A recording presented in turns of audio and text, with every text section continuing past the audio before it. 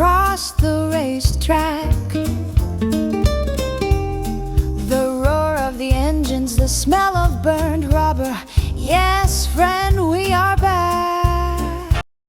Yeah, and he said he finished second to Johnny Rutherford, about a lap behind. And I remember seeing his post-race interview afterwards where he said with a chuckle, after two previous runner-ups there, I think he said with a chuckle, I guess it doesn't matter where I'll start. I'll finish second.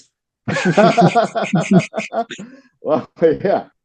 I guess that was pretty much my case at Daytona. A couple of times, or at least one time, I shouldn't have finished second. There were a lot of faster cars, but some of them ran into problems, and we just, we got through the field. So there were good ones. Yeah, I dabbled into some go-karts years ago. Do you want to hear my funniest memory? Yeah, hell yeah. I had a race that I shouldn't have won, but I did because of just a lap one misfortune.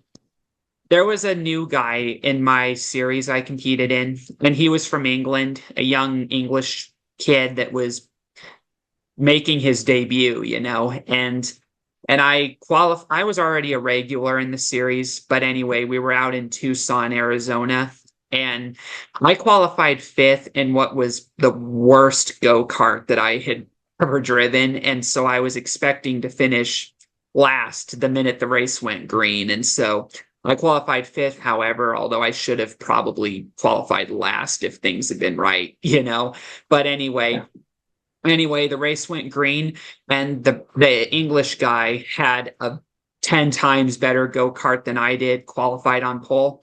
So the race went green, and the first turn, he just completely oversteered, and I was able to squeeze past him in time, but he caused a huge pile up that took out like 15 competitors and left the other ones, except for me, damaged. And while the race was continued, it didn't take long for those other competitors to drop out because of the damage or just because of part failures that they would have had anyway. But the result was by lap 20 out of 100, I was the only guy on the track, and I just kept running all the laps, just satisfied that I was going to win. And every time I passed by the pits, I just kept waving to the drivers, just completing the race. And after about 60 minutes of being the only driver out there, you know how at the end of the race, when you cross the start-finish line, you usually have to do a victory lap to make sure that everything is safe before you do your donuts, In my case, it wasn't needed.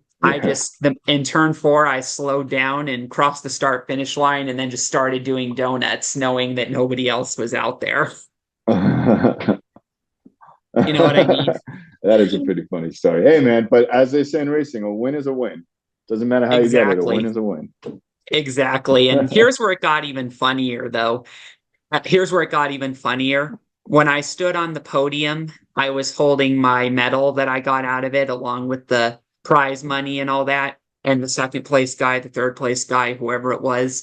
And I looked over my shoulder and saw all of the competitors getting upset with the English guy and him trying to explain that it was an accident and apologizing. And after seeing that, I couldn't help but just be like trying not to laugh a little bit. You know what I mean? Oh gosh. Yeah, I could imagine. Because I wanted to feel bad for him, but I was the winner, so I had to be happy, Yeah, absolutely.